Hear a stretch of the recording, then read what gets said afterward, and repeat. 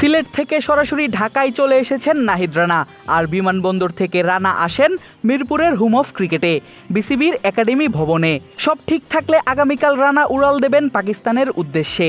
সেখানে খেলবেন দেশটির franchise league Pakistan super league বা পিএসএল-এ। ড্রাফট থেকেই রানাকে দলে ভিড়িয়েছিল পিএসএল-এর ফ্র্যাঞ্চাইজি পেশওয়ার জালমি, যেই দলকে নেতৃত্ব দিচ্ছেন পাকিস্তানের সাবেক অধিনায়ক বাবর আজম।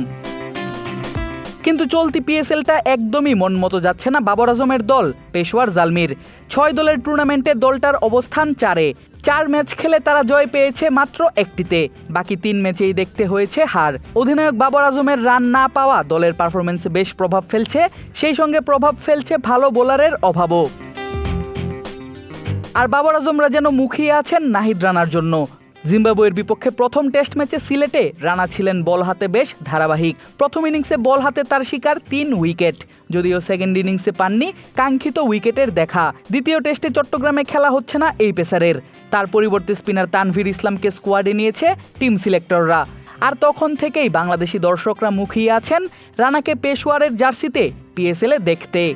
ওয়ালটন আবারও মিলিয়নিয়ার অফারে ওয়ালটন ফ্রিজ কিনে আপনিও হয়ে যেতে পারেন মিলিয়নিয়ার। রানাকে দেখতে মুখিয়ে আছেন পাকিস্তানের দর্শকরাও। পিএসএল-এর আরেক দল কোয়েটা গ্ল্যাডিয়েটর্সের অলরাউন্ডার শোয়েব মালিক জানালেন, নাহিদ রানার মতো পেসার পাওয়া বাংলাদেশের জন্য বড় ব্যাপার। What I've seen him on TV, আমি তাকে পিন দিতে দেখেছি, সে সত্যিই ভালো করছে। বিশেষ করে পাকিস্তানের বিপক্ষে টেস্ট সিরিজে তার অনেক প্রতিভা আছে, তার অনেক গতি আছে। তার দায়িত্ব নিজেকে ফিট রাখা, তাহলে সে ভালোভাবে আন্তর্জাতিক ক্রিকেটে খেলতে পারবে এবং বাংলাদেশের ক্রিকেটে অবদানও রাখতে পারবে। বাংলাদেশের তাকে পাওয়া সত্যিই অনেক বড় ব্যাপার। বাংলাদেশের উচিত তাকে দেখে শুনে রাখা। পেসাররা বিশেষ করে যারা অনেক গতিতে বল করে তাদের অনেক ওয়ার্কলোড হয়, তাদেরকে দেখে রাখতে হয়, তাদের পরিকল্পনা করে খেলাতে হয়। দুজনই অনেক প্রতিভাবান ক্রিকেটার। আশা করি বাংলাদেশের হয়ে এরা অনেক সফলতা পাবে। that needs to be protected and that needs to be well planned from Bangladesh cricket. আজ 24 এপ্রিল পিএসএল-এর 14তম ম্যাচে নাহিদ রানার পেশওয়ার জালমি মুখোমুখি হবে আরেক বাংলাদেশি ক্রিকেটার রিশাদ হোসেনের দল লাহোর কালান্দার্সের বিপক্ষে। রিশাদ লাহোরে রশিদ খানের অভাবটা পূরণ করছেন বলেও মন্তব্য করেন পাকিস্তানের তারকা এই allrounder.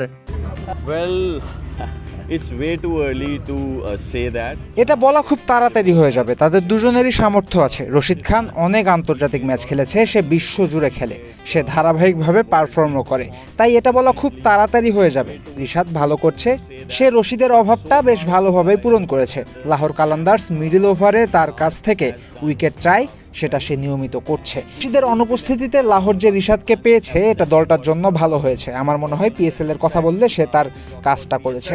So far, I think he's doing the job. পাশাপাশি রিশাদকে পিএসএল-এ পেয়ে নিজেদের গর্বিত ভাবছেন শোয়েব মালিক। Well, I think রিশাদকে পিএসএল-এ পেয়ে আমরা গর্বিত। সে ভালো বোলিং করছে, সে ভালো বোলার। আমি তাকে আন্তর্জাতিক ক্রিকেটেও ভালো বল করতে দেখেছি।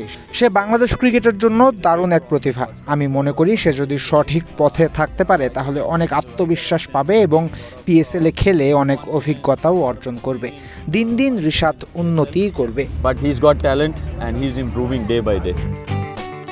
ড্রাফট থেকে পিএসএল-এ দল পেয়েছিল বাংলাদেশের 3 ক্রিকেটার লিটন দাস, রিশাদ হোসেন এবং নাহিদ রানা। ইনজুরির কারণে কোনো ম্যাচ না খেলেই দেশে ফিরতে হয় লিটন দাসকে। অপরদিকে শুরু থেকেই কালান্দার্সের সঙ্গে আছেন রিশাদ। বোলিং নৈপুণ্যে কুড়াচ্ছেন ফ্র্যাঞ্চাইজি মালিক। সতীর্থ ক্রিকেটার থেকে শুরু করে সাধারণ দর্শকদের প্রশংসা। সব ঠিক থাকলে 27 এপ্রিল কোয়েটা গ্ল্যাডিয়েটর্সের বিপক্ষে পেশওয়ারের ম্যাচ থেকেই মাঠে দেখা যেতে পারে নাহিদ রানাকেও। আদিব আশরাফ, ক্রিক ফ্রেঞ্জি।